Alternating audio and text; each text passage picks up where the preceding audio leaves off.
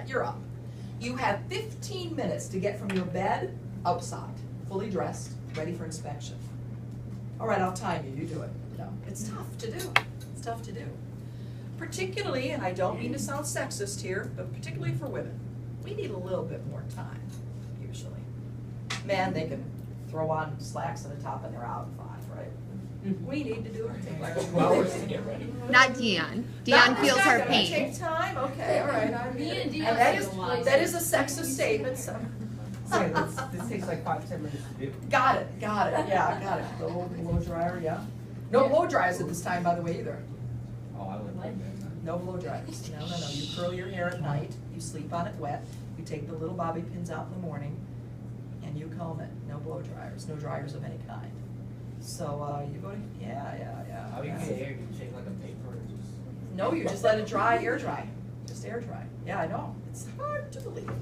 Dark ages here, right? Yeah. 15 minutes. 15 minutes from bed to, well, they couldn't do it initially. And make matters worse, since these barracks were for men initially, there was only 1 toilet for every 10 women. 1 mirror for every 10 women. We need our mirrors. Get out of my way, they were saying. Move, I gotta see. Yeah, it was tough, but they finally got it down. After inspection, the whole day was regimented. Classes, marching, physical fitness, you eat, and it starts all over again. Finally, they stand what they call retreat, and they lower the flag, and then they can finally go home. But then they got to get ready for the next day. They got to do their hair, they've got to make sure their uniforms are clean, they've got to study, and then it all starts again. This was a really rigorous training.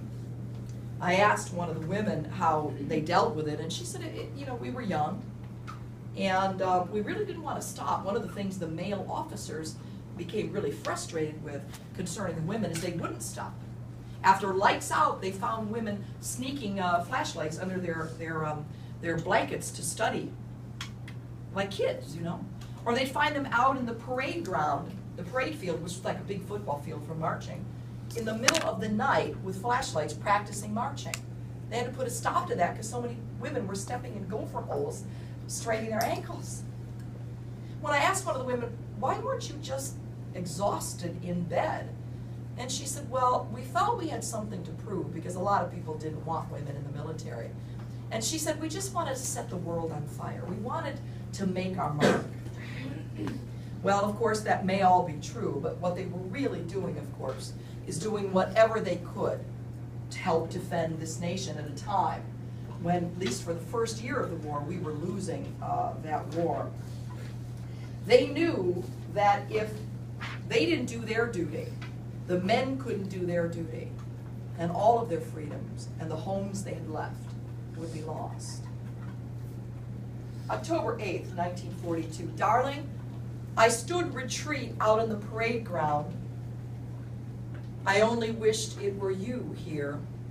I did it for you. Everything I do is for you.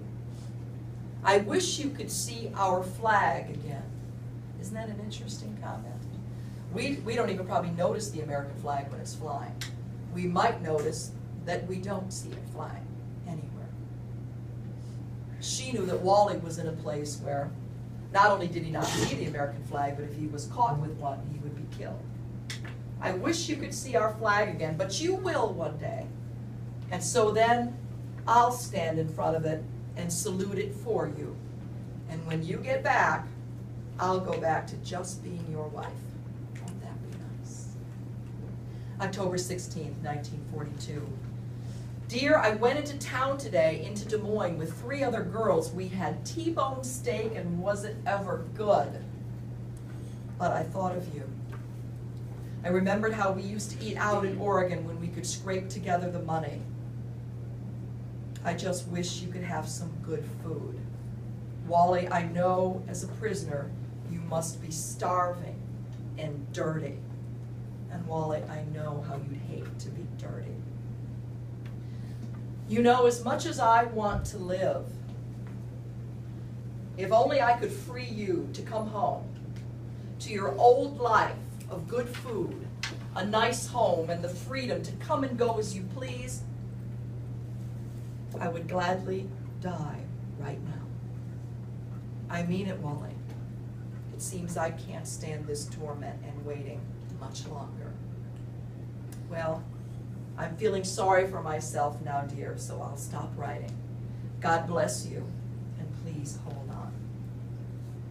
Well, she mentioned that they went into Des Moines for a steak, and the WACs would do that. The city of Des Moines is only about 5 miles from the fort, and they get on a bus and go in. And they enjoyed the simple pleasures when they could. But the truth is they were weighed down day after day with the worries about their loved ones. And the real stress of war is waiting for those you know are in peril. This is revealed in some of Carrie's last journal entries. February 5th, 1944. Wally, the most awful stories have broken in the newspapers of the treatment of you men on Corregidor and in the prison camps. The starvation, the brutality, it's honestly made me sick. Darling, I'll try to make everything just as you want it when you get home. I love you so and miss you terribly. October 20th, 1944. Dearest Wally, at last the great day of days is here, the day I've been writing and praying for over 2.5 years. Our army is now near Corregidor. No other day will ever mean as much to me except the day when I finally see you again. I have an idea you feel the same way. We're coming alive again. I went to the chapel to pray for the people who are coming to rescue you. Hold on, dear. We're coming. Well, what Carrie's referring to here is that finally, after almost 3 years of war, we are taking back the territories the Japanese had taken from us. And as our military is going through the Pacific, island by island, they're finding these prison camps filled with American prisoners of war and liberating them, sending them home. Unfortunately, so many of the Americans in these prison camps had been starved for 2-3 years. Many of them weighed under 80 pounds. These are full-grown men. Many of them just held on so they could at least die in the United States and not in a infested, filthy prison camp. But nonetheless, we were freeing more and more of our men. But as news of these men started circulating, they were getting back, they were freed, and Carrie had no news of Wally, her heart became heavier with each day. Where is he? Why aren't they finding him? I interviewed many women who knew Carrie at Fort Des Moines, and they knew her situation. They knew she had a husband that was missing and presumed a prisoner of war. And they said outwardly she was always frustratingly cheerful. She never let anyone know the pain inside, but these journal entries that she shared with me reveal that this was wearing on her. January 28, 1945. Hello, Wally dear. It's been so long since I've written to you. Not because I've been thinking of you less, but just the opposite. I keep thinking every day I might hear from you now that we're liberating so many prison camps. I keep thinking I'll look up at my door and there you will be.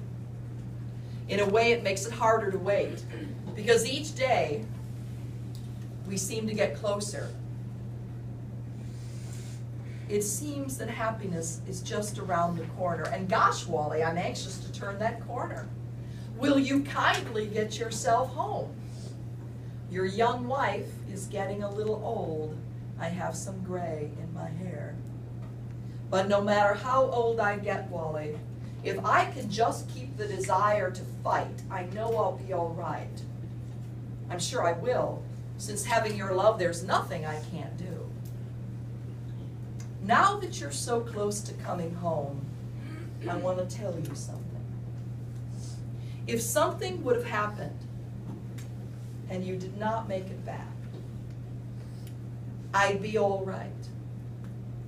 Not gloriously happy like I will be when you return. But Wally, I've become stronger.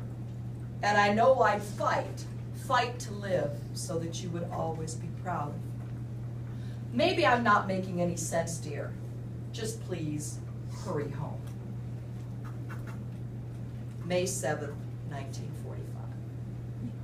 Today is the 3rd anniversary of the fall of Corregidor, and still no news from you 3 years.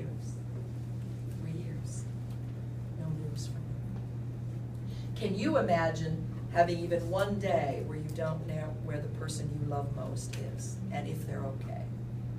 3 years now, day in and day out. For the first time since you've been gone, Wally, I'm frightened. Not that you won't be coming home, but it suddenly dawned on me that I should have known fear all along, and I didn't. But today is not a day to think of ourselves, Wally. Because today, the war in Europe is over. Adolf Hitler has killed himself, and Germany has surrendered. Now, we can put all of our military force in defeating the Japanese and liberating all of the men like you. Many hearts are light tonight, and many will start to live again. God grant this peace may last. I'll love you always, Carrie. 12 days after this journal entry, Carrie would learn the fate of her husband. Nurses and WACs who would leave for Des Moines for other deployment would tell Carrie if they ever ran into anybody who was on Corregidor who might know something of Wally, they would let her know. Well, in May of 1945, she gets a very expensive phone call. Again, phone calls were very expensive at this time, from a friend of hers who was a nurse out in Philadelphia. A patient had just come in. He was a prisoner of war by the Japanese. He was very weak, but he had been on Corregidor. And she thought maybe he might know something of Wally. So Carrie placed her own very expensive phone call out to the hospital in Philadelphia. A Sergeant Novak answered the phone. She explained herself to him and asked, "Could you please tell me anything about my husband?" The very kind but weak voice on the other end of the line said, "Oh, my dear, I helped bury your husband." Wally was never a prisoner of war. On the day that Corregidor fell, 3 years before, over 3 years, Wally and his men were ordered down to the beaches to defend the island against the Japanese. On their way down, all 7 of them were hit directly by an explosive shell. All 7 died instantly. By the time Carrie learned of the death of her husband, he had been dead for over 3 years. Dead before she ever joined the Women's Army Corps.